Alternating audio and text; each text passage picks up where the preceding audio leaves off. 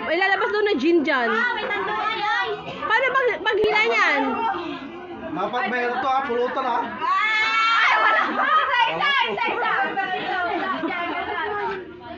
Dapat maayos ha. Sa prank ata yan. Uy. Prank? Hindi na yan. 1 milyon, nakasiyari. Dapat kung ano yung naka-display, kaya naman mabubulot ko ha.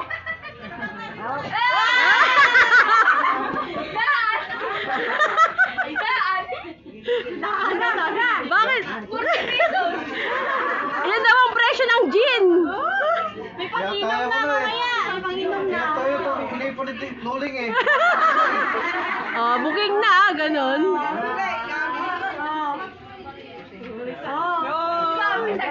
No, share tayo dyan na. Ano to? Yay!